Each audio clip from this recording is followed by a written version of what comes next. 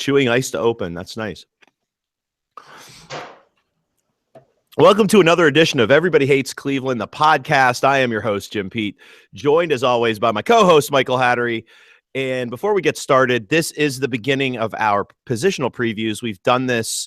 This is now the third year that we've done this. 3 years ago, we started, and I think we got through maybe second base. Last year, however, we made it all the way through the lineup, and we're going to do that again. We're starting early this year in January, as the intent is, as spring training approaches in February, the plan is to update as they update, because we do have some positions once we get to that are still up in the air, and I do believe they're still going to be looking at some pieces.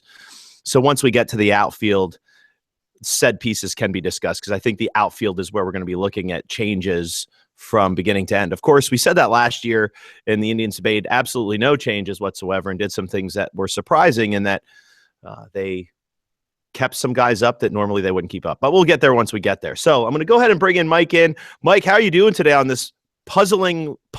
Oh, geez. I can't even say the word. That's a great lead. Let's rock with that one. I'm puzzling quite well. Indeed. We'll just leave that up in the air for people to wonder what is exactly puzzling about today. We don't want to go any more in depth than that. Yeah, that's a great lead. I like it. All right, so here's the thing. We need to talk about Yan Gomes, I think, because well, before we do that, I think everybody sort of sees as a rebound candidate, but doesn't really. I think the expectation of rebound seems pretty foolish, doesn't it? Well, okay, let's just preface it with this.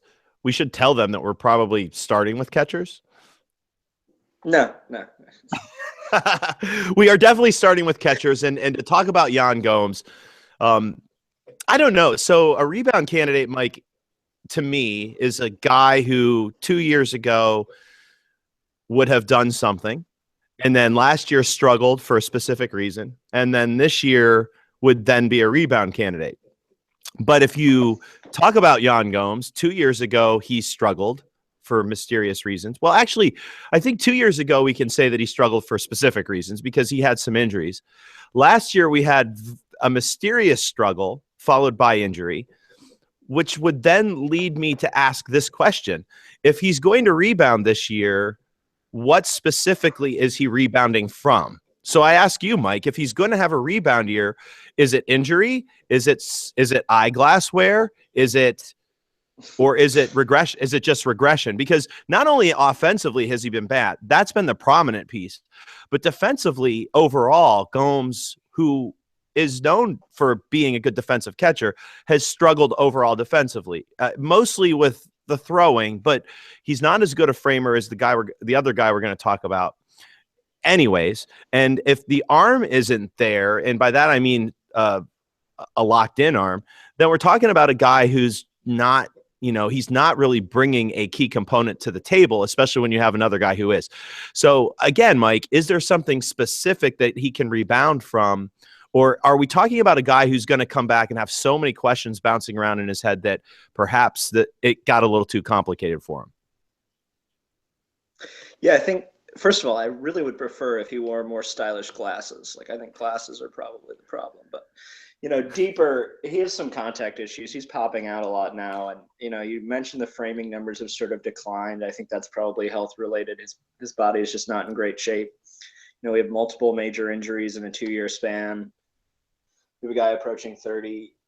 I think we've seen the best of Yan Gomes pretty clearly. And I don't think his 2015 campaign is actually that unreasonable. I think it's probably, maybe a little more offense, but, I think this guy's probably like a 1 to 1.5 WAR catcher if we're being reasonable going forward. I think his catch and throw skills are still awesome, but I don't think they're as good as his counterpart. I think Roberto is really good catch and throw skills. He's fantastic at blocking. His ability to call pitches and manage the rotation in the postseason was absolutely exceptional. And so I think, it's really challenging to see Gomes being the major side of this catcher timeshare. Well, so, it does get a little more complicated than that. And I think relationship-wise, Roberto Perez proved himself last year. I think you could still probably make a case that Yan Gomes has a great relationship with the starting rotation. I think that the even more complicated piece to all of this is his contract, which still has multiple years left in it. So this is a guy that's tied to the organization for several years. Do you think that the Indians are at play with making sure that the guy with the contract gets the start, or is it going to be one of those scenarios where if Roberto Perez is clearly the guy in spring training, that he's going to get the nod? Yeah, I think Gomes has one of these contracts where there is a long-term commitment, but mostly it just sort of escalated the price slightly during the arbitration years and then tacked on multiple option years for the Indians. So, Perez, they own him through a little longer than Perez, we just have him through arbitration. Gomes is controlled for a couple more years, but the options on Gomes, I sort of just don't expect to be picked up with his current level of play, unless he's the 3-WAR guy again. We're not going to pick up a $16 million option on Yan Gomes. So I think the financial commitments aren't as, binding as one may expect regarding his playing time. On the other hand, I think this is a guy who was at one point an elite hitter, for, a 200-game sample. He was a really productive major league hitter. And I think his ceiling certainly is higher than Perez, but I think Perez has carrying tools that are probably just more stable, and I have more reasonable expectations of. So going into this, we had the playoff scenario where Perez was the starter with Gomes sitting there injured, but was still able to play, especially as they progress to the World Series. Do you think that this is a head-to-head competition going in, or do you think that they're going to, Gomes is a guy who lost the job because of injury. Do they give him the nod to start and tell Perez he's going to have to earn it? Or is this one of those scenarios where they literally are going head-to-head in spring training? Yeah, I'm curious your take. It feels like they should be going head-to-head, or Perez should have an edge, to me, based on production over the past 2 years. But I think, you keyed on something important, which is, Perez handled the playoff rotation really well, but there is a very clear, strong relationship with Gomes and multiple players on this team. And that certainly affects how he's viewed. I think worst case for Perez, he should be entering into, an even competition based on their production over the past 2 years. Well, when you take into account the Indians starting rotation in the playoffs, basically, who knows? That looks nothing like a rotation. The funny thing is, the irony here is, if you look for Yan Gomes, if you look for Perez to have guys to be the catcher for, probably the two guys you'd look at first are Carrasco and Salazar, simply because of, 2 reasons, really. One, Perez caught them in the minors. 2, there's that language thing where, and I'm not, they all speak Spanish, and it does give them a bit of an edge kind of in communication walking to the mound. So I think the playoffs, while Perez did very well in the playoffs, I think that's not going to be an indicator. Mike, I don't know about you, but I think really what's going to happen, I don't know if the competition is the real thing that's going to happen here unless somebody really falls off the table. I think what we're likely to see is probably a guy like Gomes having his certain pitchers and a guy like Perez having his certain pitchers. Now, what we're used to seeing is a rotation where we have 4 guys attached to the starter and one guy, I think last year it was, of course, Trevor Bauer, who had his guy behind the plate. And I wonder if this year what we'll see is perhaps a 3-2 trade-off, with the guy with 2 being the backup who maybe takes a 3rd spot in the rotation when the other guy needs a break.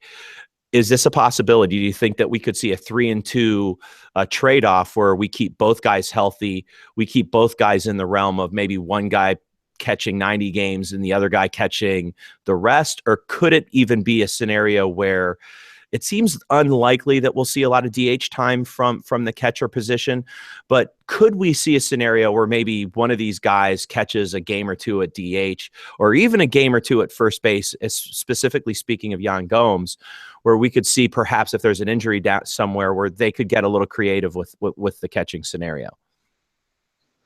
I really like the 3-2 option. I think it's pretty likely. One of the really useful parts of Perez is that even when he's not, when he's not getting a lot of hard contact, he gets on on base, and I think probably he should be the larger side of the 3 and 2. But we've seen Gomes wear down over the course of the season. It always happens to catchers. It's brutal. They wear this far worse than anyone else. I think the 3 and 2 is awesome, and it is fair to say that I think Gomes really struggled last year, but I think he'll be a competent big league catcher again. I mean, last year he struggled. So having 2 guys who are sort of competent that you're not trying to hide. I mean, yeah, they'll be hitting 9th in the order, but they're not Sal Fasano and Chris Jimenez. Somebody wants to correct my pronunciation. But nevertheless, I think those options are pretty solid. And, everyone's down on the catching staff, and they should be. I mean, the Indians' catching staff was the least productive in Major League Baseball in 2016. But I think that was based on the fact that there were a lot of injury issues. Gomes was, constantly battling with injuries. And, I think he was a little bit messed. I think he lost his confidence a little bit. We'll see, how he handles that at the plate. And Perez was rushed back because of the Gomes injury, and probably playing big league baseball a couple of weeks before he should have been, because the Indians were so short at catcher. So I think they'll be significantly more productive this year, either way. And I think the backup is going to be a solid, productive player who can play good defense. So good enough. Well, it really could get interesting dependent on how the Indians ultimately handle their rotation. I think Francona, as a traditionalist, is probably going to stick with a 5-man rotation, but we've talked about it in podcasts prior to this. The Indians could get a little creative with the 10-day DL. It could be one of those situations where we have a 3 and 2 split, but for stretches at a time, they work with a 6-man rotation where you're literally looking at a guy 3 on, 3 off.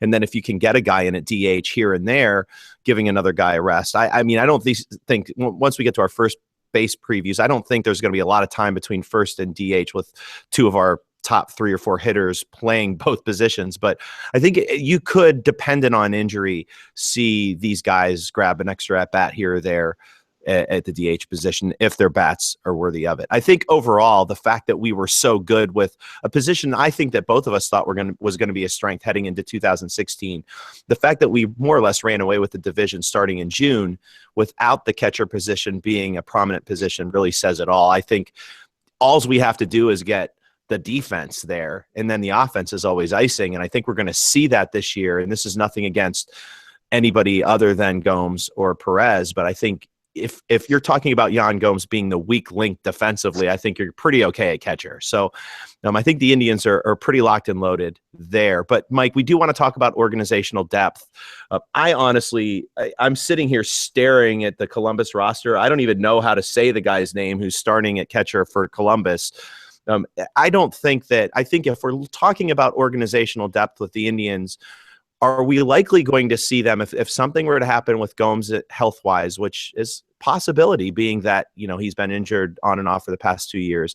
If we see an injury with Gomes this year, is it more likely that they go out and make a move like they did with Jimenez/Jimenez, or are they going to bring one of these lunkheads up from Columbus? No offense to said lunkheads, but like I said, I can't say the starter's name in Columbus right now. So, I think the Indians are in position where they can go out and get somebody, don't you? Yeah, this is a thin catching system other than, Francisco Mejia, and he's going to be playing AA ball at some point this year, but it's thin. And man, we haven't had a good catching prospect make it to the higher levels of the minors in a while. And the organizational depth is, there isn't even sort of like a specialist catcher the Indians have who's sort of an elite defender but can't do much. I mean, they're just sort of bouncing quadruple A players around in triple A, not really producing much depth moving up to triple A, which is a problem. And I think, thankfully the Indians have good depth at the big league level where if one of the starters gets hurt, the other one will be competent. I think either of them could start and be okay and be better than they were last year. So it's not going to be an issue. But yeah, Jeremy Lucas doesn't even play catcher anymore, right? I mean, I don't really think anyone the Indians have drafted in the last 5 years is playing catcher in the upper levels and actually shows the potential of being anything other than minor league filler. Yeah, well, and I think, they went out last year and they got Jimenez back, and then, of course, the failed trade to bring in Lucroy, it seemed position that they understand the need for, and if they need to go and do something about it, they will give up 4 major prospects to do it. So I think as the year progresses, I think we could see a move there, which could include Mejia. I think Mejia is an interesting chip. Having a guy like Gomes and having a guy like Perez wrapped up for 2 to 3 more years or more, depending on what they do with options. I think this is a position they're not too concerned about, in a position that they could probably make a deal and supplement. All right, Mike. So here's where the rubber meets the road. Percentage of starts for your guy, Roberto Perez. 65%. 65. So he's the 90 guy. Very interesting. Very, very interesting. All right, I'm gonna take the other side of that. I'm gonna say Yan Gomes, simply because of traditionalist Terry Francona, and when he gets to the 84th game he started, I want to see the snarky Mike Hattery on Twitter begin the tirade. That's my goal. That's the only reason why. I mean, followers who are like serious enough now that tirades are like unacceptable. It's making tirading really hard. Well, we need to. I didn't like David Wallace like reads one of my tweets. I'm just sort of embarrassed. You know? Well, at least he's not on a day-to-day managerial place now, so he should be good there. I do know there is this other account. I'm not going to say what it is, but there is this other account out there you could probably use. They'll just think it's me. Yeah, so yeah. EHC has a lot of salt flowing. Well, like I said, and most of the time I end up getting an email saying that I said something and I have no idea what they're talking about. So we do have this other account, so pay attention to that one too. All right, we're going to wrap things up. I think both of us agree Roberto Perez is probably the way to go. I think when you talk about offensively, a guy with the contact numbers that he has, putting him specifically in that 8 or 9 slot, I think that's the route to go. I think with Yan Gomes, it gets a little more complicated because you don't want him in the 9 slot. So offensively, Mike, especially with the addition of Edwin Encarnacion, and I think the Indians are probably going to be in play for another position, which we're not there yet, but I think they're probably going to have maybe even another guy in this lineup that we haven't talked about yet. Where do you see Perez slotting? Where do you see Yan Gomes slotting offensively? Yeah, Perez to me is sort of like an ideal 9, just because he makes a little bit of contact, but he gets on base a lot. He's fantastic plate discipline. He works pitchers a lot. And when you work them and then turn it over, get base runners on for your best 2 or 3 hitters at the top of the lineup, I think that's a really valuable skill. So to me, Perez fits really well in the 9th hole. But Gomes he doesn't ever walk. And if he's not running really high BABIPs, it's really hard for him to be productive because he doesn't walk at all and he strikes out a decent amount. So I think he fits 8. But, he and Naquin next to each other in the back end of that lineup could be pretty ugly next to each other. And I think they're both skilled and they both bring their value. But there's a lot of potential swing and miss there if you're hitting those guys 8 and 9. And we'll talk about that later. But I do think the one thing that's important to take away from catcher is that I think it's really likely the Indians get 1.5 to 2 WAR production from catcher this year. And considering they put up, like negative 1.5 WAR last year, this is a pretty significant position of gain. So we talk about regression in other positions, and that's typically going to happen in the outfield. And you can talk about your regression candidates, but I think, this is a really clear case where the Indians can expect to see value gains at a position in 2017. Yeah, I mean, I think defensively alone, I think you'll see perhaps a plus side of that, but we shall see.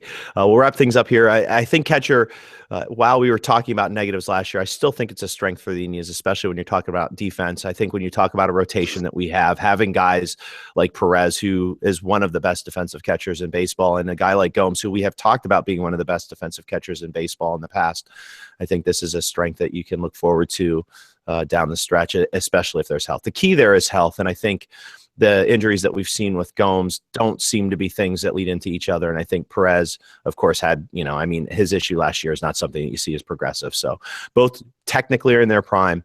Hopefully we can get, if you get a good season from either one, you're looking good. If you get a good season from both, you're talking about a sick amount of depth. So overall, I say this is a plus position for the Indians if we have health. So we'll see where things go. But I think Perez will probably be the starter. It'll be interesting to see if they earn it in spring training or if they've earned it from past performance.